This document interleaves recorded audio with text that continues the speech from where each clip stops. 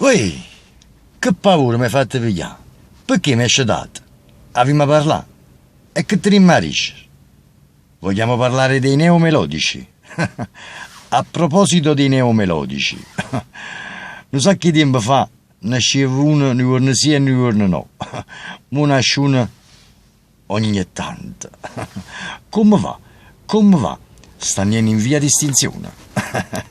Ma noi teniamo i vecchi poi, che sono sempre bravi, sono attuali, sono professionisti, tenono talento, perciò vanno sempre annanzi, Nino D'Angelo, Carmelo Zappulla, Mauro Nardi, Franco Calone, Tommy Riccio, Cinzia Oscar, Maria Nazionale, Ida Rendano, sì, e quando ce ne stanno, mamma lo Carmine, e quando ce ne stanno, Sal Da Vinci, già scritto Sal Da Vinci, non mi ricordo, vabbè, lo torno a dire, Sal Da Vinci, sì, Gigi Finizio, Gigi Finizio,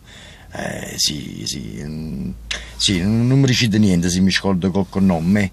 Sì, avete ragione. Poi ci stanno i nuovi, per esempio Giacomo Lauro, sì, Giacomo Lauro è bravo, sì. Poi ci stanno i figli, no, non sono bravo come i padri, no, stanno a fare ancora l'osso e carne che ha da crescere, sì, avete ragione. Sì, non ho capito, Sì, vogliamo andare un po' avanti o un po' indietro? Vabbè, andiamo con un pizzichino avanti, sì. Gigi D'Alessio, Gigi D'Alessio, vabbè, Gigi D'Alessio è un ex neomelodico. Sì, però ogni tanto ha fa una canzone napolitana perché sennò fornisce, sì.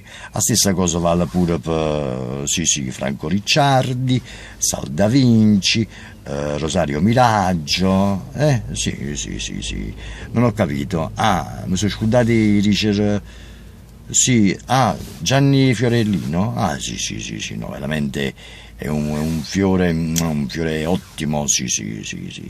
Sì, un sacco di anni fa ci stavano i padri della canzone napoletana, sì. Mario Merola,